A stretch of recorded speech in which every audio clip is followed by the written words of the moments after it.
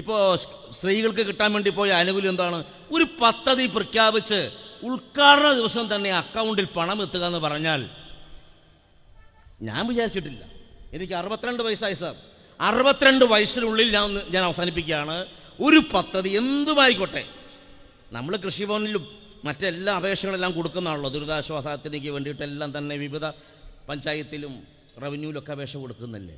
കൊടുത്ത ആ സമയം തന്നെ ഉദ്ഘാടനം ചെയ്യുന്ന 11 മണിക്ക് കഴിഞ്ഞ് 12, 1, 2, 2:30 മണിക്ക് ഊണ് കഴിഞ്ഞിരിക്കുന്ന സമയത്ത് ബാങ്കിൽ എല്ലാവരുടെ അക്കൗണ്ടിൽ 10,11,622 പേർക്ക് 1000 രൂപ വീതം നൽകിയ പദ്ധതി ലോകത്ത്, ഏക പദ്ധതി ലോകത്ത് ഈ കേരള സംസ്ഥാനമാണ്.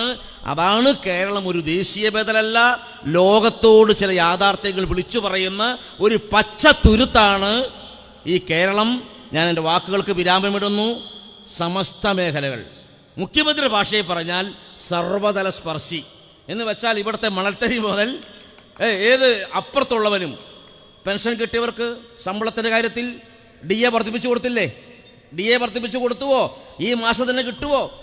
എല്ലാ രംഗങ്ങളിലുമുള്ളവരെ ചേർത്ത് പിടിക്കുന്ന ധനകാര്യമന്ത്രി KN ബാലഗോപാലിനെയും ഇടതുപക്ഷ ഗവൺമെൻറ്റിനെയും മുഖ്യമന്ത്രിയെയും ഒരിക്കൽ കൂടി ഈ കേരളം കാത്തിരിക്കുന്നു.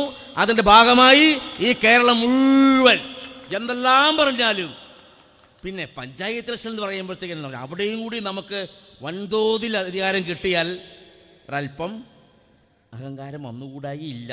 മനുഷ്യരല്ലേ, ഒരല്പ അഹങ്കാരം വന്നുകൂടായില്ല. അതുകൊണ്ടാണ് ചില സ്ഥലങ്ങൾ നമ്മൾ ശ്രദ്ധിക്കണം, ജാഗ്രത പാലിക്കണം. ജാഗ്രതയാണ് അത്യാവശ്യമെന്ന് തോന്നിപ്പിക്കാൻ വേണ്ടിയാണ് പഞ്ചായത്ത് ഇലക്ഷനിൽ ചിലയിടത്തൊക്കെ മനുഷ്യർ ഒന്ന് മാറ്റി ചിന്തിച്ചത്. നിയമസഭ വരുമ്പോൾ ഉണ്ടല്ലോ ഓരോ തർക്കവും ഇല്ല. കാരണം ഈ ഗവൺമെൻറ് തന്നെ വന്നാലേ എല്ലാ തരത്തിലുമുള്ള സൗകര്യം ഉണ്ടാവുള്ളൂ.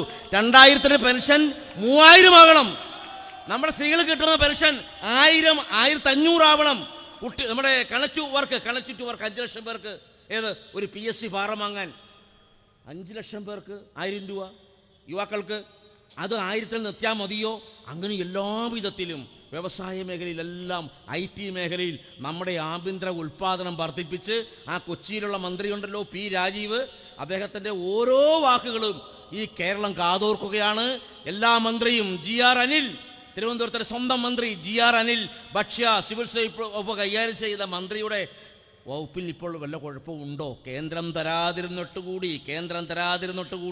ഇക്കാലത്തെ ഓണത്തിന് വേണ്ടി 22,000 കോടി രൂപ സിവിൽ സപ്ലൈസ് വകുപ്പ് മാറ്റിവെച്ച GR അനിലിനെ നമുക്ക് തള്ളിപ്പറയാൻ കഴിയില്ല. ആ ഗവൺമെൻറ്റും ആ മുന്നണിയും വീണ്ടും അധികാരത്തിൽ വന്ന് കേരളത്തിലെ ഇടതുപക്ഷ പ്രസ്ഥാനം, ഇന്ത്യയിലെ ഏക പച്ച തുരുത്ത്, ഈ തുരുത്തിനെ നമുക്ക് വീണ്ടും വികസിപ്പിച്ചു കൊണ്ടുപോകണം.